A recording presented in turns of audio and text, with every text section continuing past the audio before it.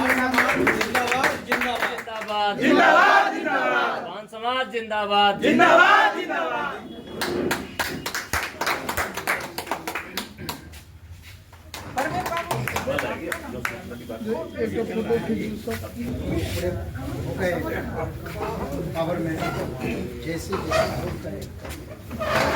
राकेश जी रुके।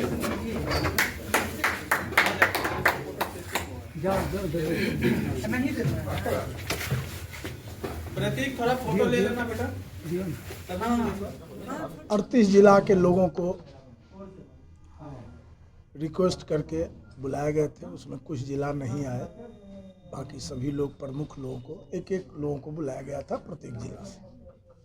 बैठक का मुख्य विषय था कि हम लोगों का जो आरक्षण सुप्रीम कोर्ट के द्वारा छीन लिया गया है वो कैसे हम लोगों का वह आरक्षण वापस हो, उस विषय पर आज बैठक थी।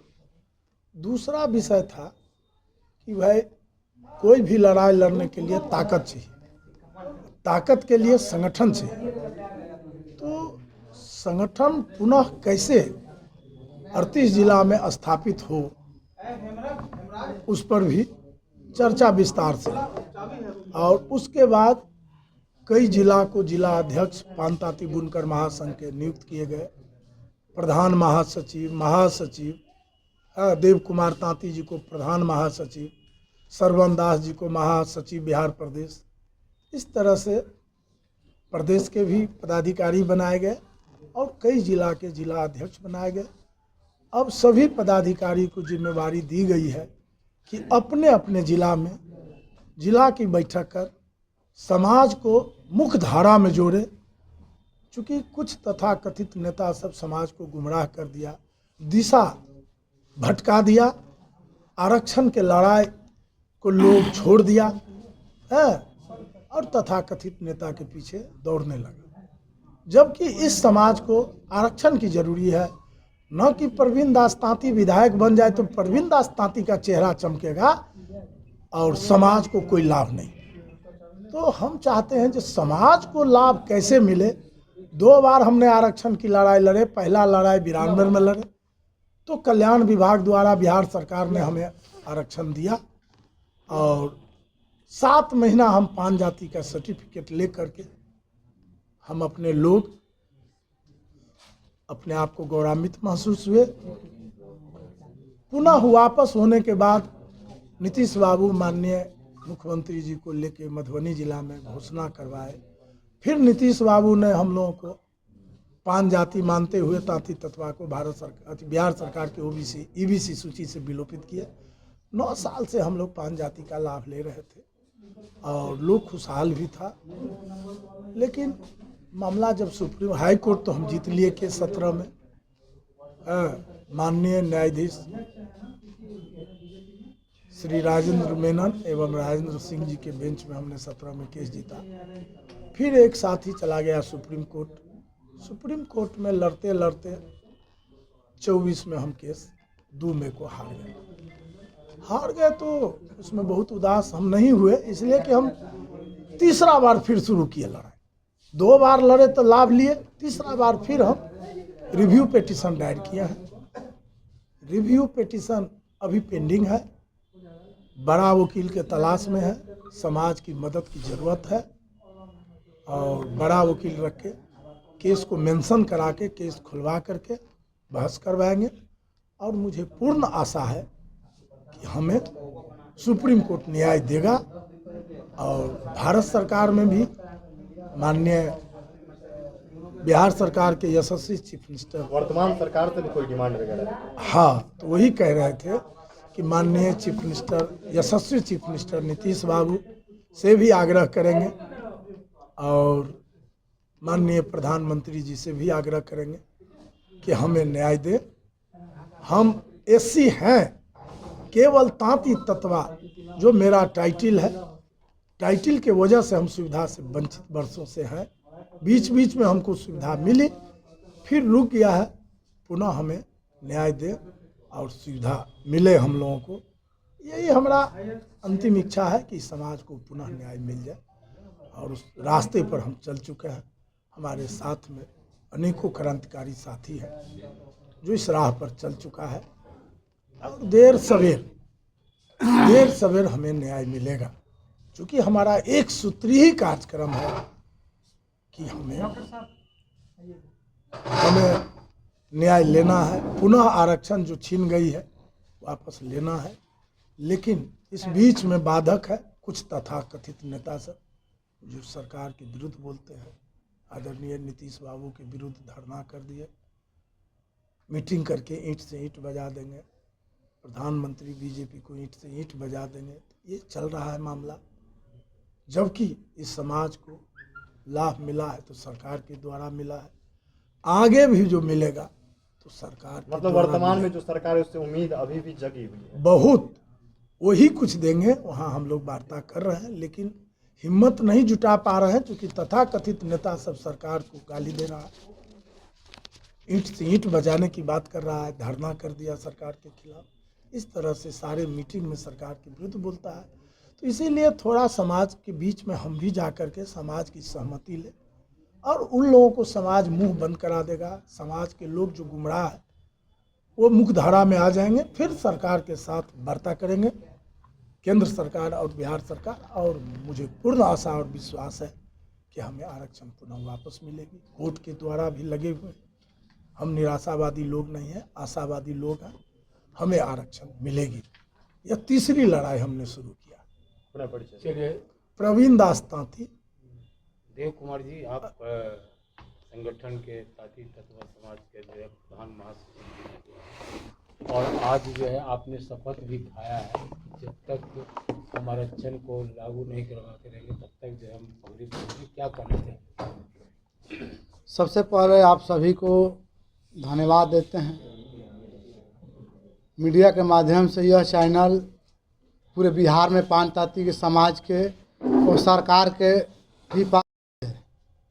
आपने कहा कि पगड़ी आपने कसम खाया, तो मैं अपने समाज के तरफ से और अपने जो भी ये सभा है,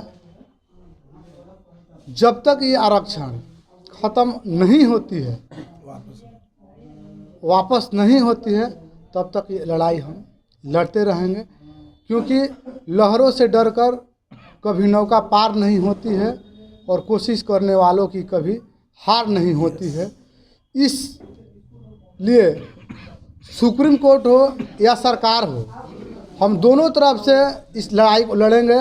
और इसी के लिए यह बैठक बिहार के विभिन्न जिले से प्रमुख लोग का एक बैठक रखा गया था, जिसमें 38 जिला के प्रमुख लोग आए हुए थे और सभी लोगों ने इस संगठन को और इस आरक्षण में साथ देने का संकल्प किए। ये लड़ाई हम आपके साथ लड़ेंगे और हम लोग हर जिले में बैठक करेंगे और बैठक करने के बाद सरकार के साथ भी बैठेंगे कि हम मूल जाति से पान है, ताती तत्वा हमारी जाति नहीं, ये पेशा नाम है, ये हमारा टाइटल है, जो कि हमको कास्ट सूची में बिहार में ये डाला गया है। तो हम अपना आरक्षण वापस लेकर रहेंगे, इसलिए यह संगठन का बैठक रखी गई थी। बड़े बड़े आप लोगों ने शपथ खाई है पान ताती समाज को लेकर के, जो आरक्षण किस तरह से, क्या आप लोग किस तरह से? हमारे आदरणीय प्रवीण भैया की तरफ से पान ताती बुनकर महासंघ में जो है महासचिव बनाया गया है हमको, और इस उम्मीद से बनाया गया है कि हमारे समाज में जो भी कुरीतियाँ है और जो भी हमारे समाज को भ्रमित लोग कर रहे हैं, उन लोगों को सही दिशा में लाने के लिए, उन लोगों को सही बात बताने के लिए प्रवीण भैया विश्वास करके हम और देव भाई को, दोनों भाई को जो है बहुत बड़ा पद दे दिए हैं और बहुत बड़ा जो है जिम्मेवारी दे दिए हैं कि आप लोग जो है दोनों भाई मिलकर और समाज को मिलाकर जितने भी लोग को संगठन में जोड़ा गया है, और इन लोगों के साथ जो है पूरे बिहार का भ्रमण करके सही दिशा में कार्य करने का कोशिश करिए और लोगों को समझाइए कि जो आरक्षण की लड़ाई है हम लोग लेकर रहेंगे। और हम दोनों भाई भी शपथ खाए हैं कि जब तक आरक्षण नहीं मिलेगा, हम शपथ खाए हैं कि जब तक आरक्षण नहीं मिलेगा तब तक हम दाढ़ी नहीं बनवाएंगे। मतलब दाढ़ी नहीं बनवाएंगे? नहीं, दाढ़ी जीवन भर नहीं बनवाएंगे। अगर जीवन भर आरक्षण नहीं मिला तो जीवन भर दाढ़ी नहीं बनवाएंगे। और हम पान समाज के लिए पूरा जीवन समर्पित कर देंगे, पान समाज की सेवा के लिए। हमको कोई विधायक नहीं बनना है, एमएलए नहीं बनना है, कुछ नहीं बनना है, लेकिन अपने समाज के लिए अपना जीवन निछावर कर देना है। हम और देव भाई दोनों मिलकर, दोनों भाई जो है शपथ लिए हैं।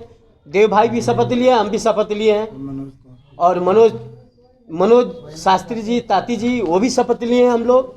और कि समाज का जब तक हम कायाकल्प पलटेंगे नहीं, तब तक हम समाज को दामन नहीं छोड़ेंगे। और समाज में जितनी भी कुरीतियाँ हैं सबको दूर करेंगे।